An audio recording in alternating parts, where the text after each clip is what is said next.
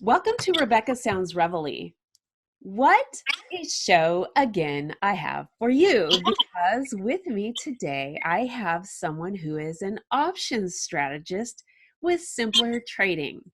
In fact, he's from a small town in West Texas, and he's going to bring us a really light-hearted composure about options.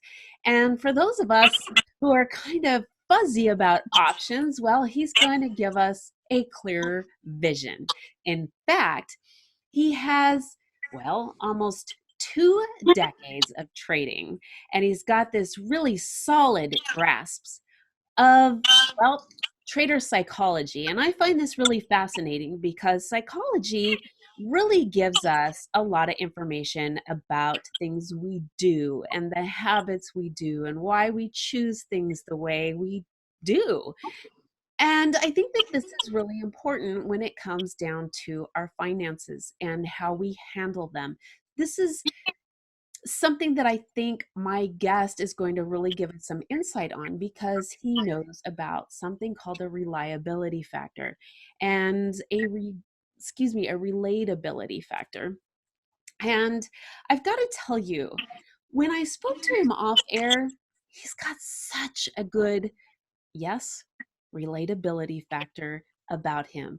So I want to bring him to you and get him to be able to relate to you and help you make your options better than they may be already. So with me today, I have Jack Roberts. Welcome to the show. Thanks for having me. You are so welcome. And I am just delighted because you are so personable and reliable and relatable. And I've got to tell you, you really have captured my attention in some things about your background. And I know that they're going to come out right here on the show. But first, I want to ask you how you got into options. So it started whenever I was a kid. I had a really smart grandfather that taught me a lot about equities and would make me read the Wall Street Journal as a young kid. And it was basically the idea that I could learn as a young kid trading psychology. I basically turned that into my passion, because also I never really wanted to work for anyone else. I always wanted to work for myself. And I know that trading options or getting into the stock market in general is basically risking your own money or risking your own investment. And if I got good enough at what I could do, then I'd be able to make my own income and be more self-reliant. I would understand market psychology, economic behavior cycles at an early age. And then turns out in college, I would start out at Baylor University and I would finish up in Austin, Texas, basically a degree in psychology. And the only thing that I focused on was statistics, and I was actually rather good at it. So I don't like to toot my own horn, but I also like to say that there was a purpose in my life that was put in ironclad cement by the time I was 25, saying that I would be trading options, I would be self-reliant on my own economic decisions, and then that turned into a blossoming career being an expert in trading options. But it certainly stemmed from my interest first on the brain and how we operate, and basically, and sorry if this sounds kind of millennial ironic, but how we stream data, right? And so I like that. Yeah. I like that. This is absolutely fascinating. And with what you're sharing, this is right up the my viewers and listeners realm, because everything that we do is based on the things that go on internally in our psyche. So this is really what happens within our show. One of the things, though, oftentimes that happen is, in certain areas we tend to focus on things in life, such as family or career or whatever. But sometimes we tend to let other people handle our finances, Or we may be afraid to get involved with things such as a 401k or 403b. We let our work, human resources handle that, or we have a financial advisor who takes care of things. So when we hear terms such as options, we may not necessarily understand what options are, or we may have a basic understanding but not necessarily know what they do. So, for the listeners out there who may not know what options are, could you share a little bit about what they are and then sort of elaborate a little bit about what it is they do and how we interact with options?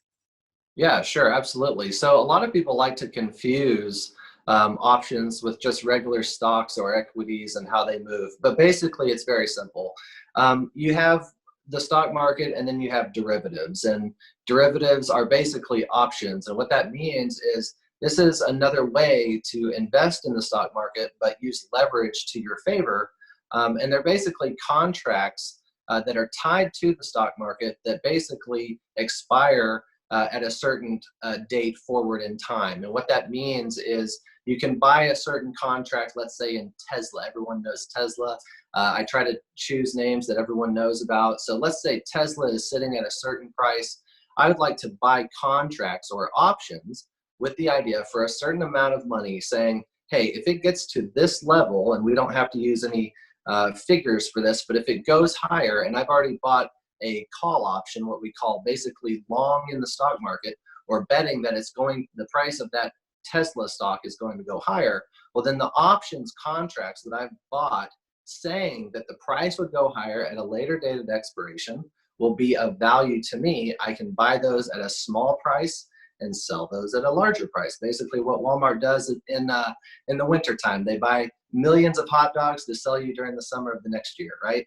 So that's the basic idea behind options. And on a psychological, kind of on a larger, I would say more adult scale, it's another way to be able to invest your money and be the captain of your own ship, which is important not only to the baby boomer generation that's retiring now, but also the millennial generation that is actually drowning in debt. And we can talk about this more, but basically you can take the reins of your own financial world by actively investing, whether that's from 1 week out to 2 weeks out, or you're purchasing or selling options further out 3 or 4 months. But basically, it's another way to be way more active and to potentially grow a savings account on your own.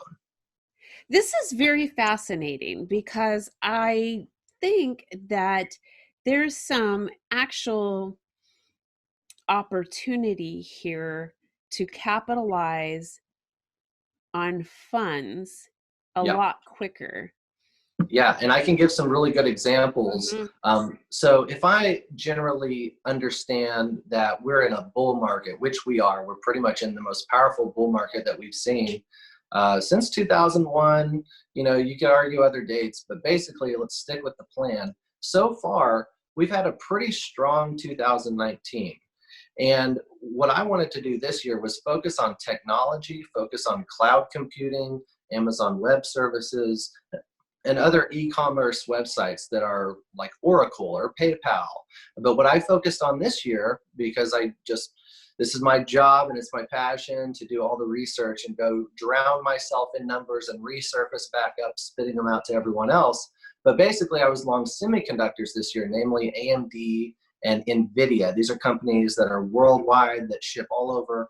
And basically, if you're either mining Bitcoin or you have a high-speed computer, you're buying a semiconductor. So if you look at those stocks, they've done really well. And if you know that you can be aggressive with buying options, and if your conviction is spot on, then you can basically multiply what you would have made just buying the stock. And so that's been fun to do this year, and there have been other good opportunities in this bull market as well. That's pretty interesting. So, really, understanding product is important for this as well. Yeah, absolutely. A good example of that is Forever 21 closing down. Here are some amazing facts about this situation. Here's a retail stock.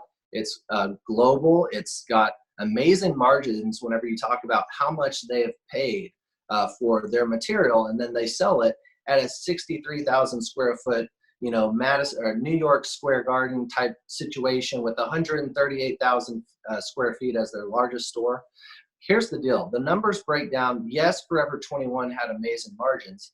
Yes, Amazon is still killing about 30% of all retailers over the next 3 or 4 years. But the big mistake that Forever 21 made was they were paying multiples, 10x times how much a retail brick and mortar should buy or how much they should spend for rent on a monthly basis. The store in New York was $1 million per month to basically hold the store open, even knowing that they were at a declining moment for 2019. And here you go. This is the byproduct of that, of really not being responsible with margins, both on the outputs side and then also on the storefront side.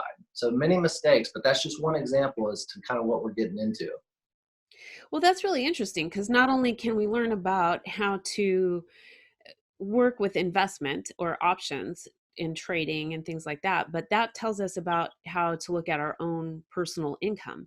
And I'm going to guess that that is sort of going to lead us into talking about millennial debt. Ah, yes, millennial debt. The average millennial owns $40,000 in student loans over the past 6 or 7 years. That will multiply. Also, the psychological, we're talking a lot about psychology and what kind of effects that has. It's a very fine line between, what I should say is we cannot conceptualize the negative effects that student loan debt is going to have on my generation. This is something that is actually going to get worse if we don't do something about it. And also over the next 10 or 15 years, if something actually is not done about it, we are jumping into an economic collapse. And that's 10 years out, unless we can fix it in the next 4 years, maybe within the next, presidential cycle. Okay, that's really scary to think about Mhm. because we're Oh yeah. talking about just student loan having a direct impact on the economy as a whole within 10 years. Absolutely. Okay, so I'm a good example of this. Even though I don't have, on average, $40,000 in student loan debt or whatever, I'm still a good example for just being a millennial. Let's say that I had $40,000 in student loan debt. That's the minimum, by the way. Some people have $250,000. Some people are 300K through medical school. But let's just stick with me and use me as the small example. Uh, if I have $40,000 in student loan debt, it is almost impossible to repay that on time due Mhm. to living expenses. Also, the United States buying power hasn't really declined, and we're also seeing kind of a great market, but that's not making it great for lower average income millennials that just got out of college with no job in sight. So what's going to happen is this is going to pile up and snowball on my generation if something isn't done about it. It is not allowing us to buy homes. It is not allowing us to actually be free in the marketplace. I know I have a lot of friends that have done 100 interviews and no job, graduating from Duke or finishing up law school at Chicago or doing UT Austin. It's such a dense environment with so little opportunity. Something has to be done. And if it's not, spending power will decline. We won't be able to afford the things that we have. In the meantime, Amazon could also possibly not exactly crash, but have a negative effect because we've actually seen a pretty good cycle. We could turn into a negative cycle somehow. I So there's a understand. lot at play here right now. So, with the impact that specifically is focused on the need to repay student loan, combined with the fact that um, y- there is the inability to, say, get employment to repay this. Let me ask you this.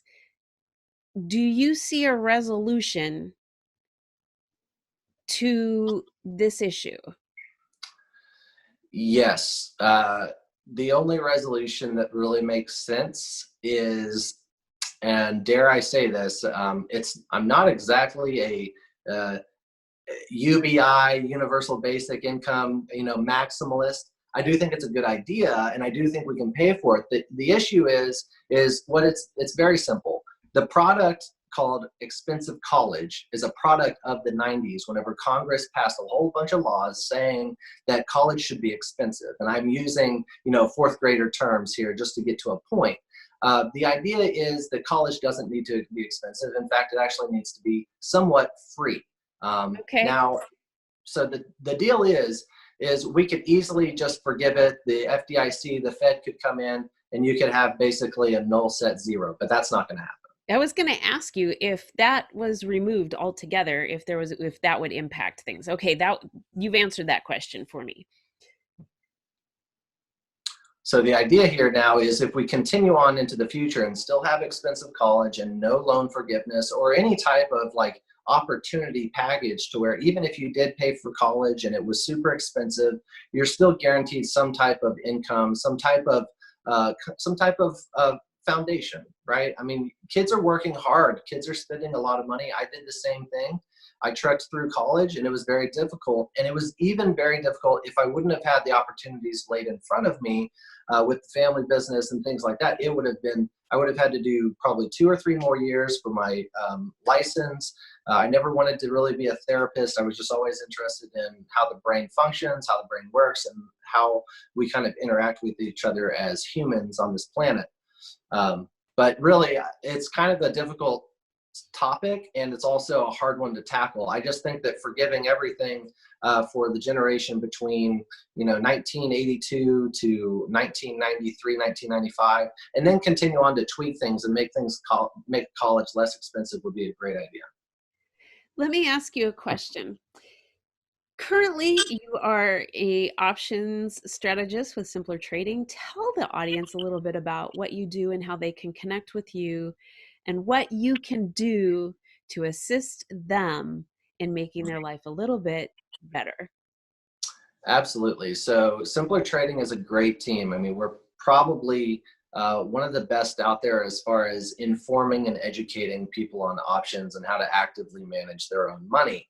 What we do is take it from an educational standpoint and really shorten the learning curve. So if I wanted to be an amazing baseball player, there's a certain amount of time that I need to spend playing baseball to get good at it.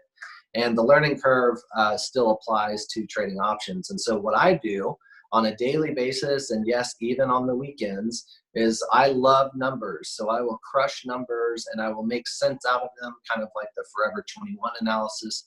And then I'll do this across all sectors, whether that's utilities, industrials, anything and everything, currencies and equities or futures. And what I do is I go, what is giving me the best opportunity and the safest opportunity for me to exploit these market moves. And so what we have is memberships. You can sign up and you can follow me in the morning. I'm doing a live broadcast every morning for 1 hour. And then we have other traders and the people like John Carter, who's president and founder of the company. And you have Henry Gamble and T.G. Watkins and Danielle. And what we do is we broadcast throughout the day what exactly we're doing and how we see the markets. And it's going great. We have a huge audience. It's continuing to grow, and we couldn't be happier doing our job because not only are we, doing something that's benefiting the lives of others, we're doing work that's meaningful to us. We are passionate about this. We don't just wake up and think, "Oh man, I have to trade options today." Like, no, we love it, and it's our passion. Well, I want to thank you so much for the information that you've shared with us today. I think that this has been very eye-opening, and I would love to have you back on the show so that we could talk a little bit more and really continue to educate and equip our tool belt with the information you give us. Thank you for having me. And I want to thank all of you for tuning in to another episode of Rebecca Sounds Reveille. I think the information that Jack shared today was phenomenal. In fact, I think he really made the information very simple. We definitely want to connect more with him with the things that he can do to really expand some of your knowledge and get you in a position that will really launch you forward. In fact, Options may be something that you never knew could get you to a place quicker than you thought was possible. So definitely connect with him over at Simpler Trading and follow him on social media. You'll be able to find the information through the connection that we have uh, with the article that accompanies the show. And I ask that you share this information with your friends, your family, your loved ones, everybody that you know, and all you don't. Thanks for tuning in to another episode of Rebecca Sounds Reveille.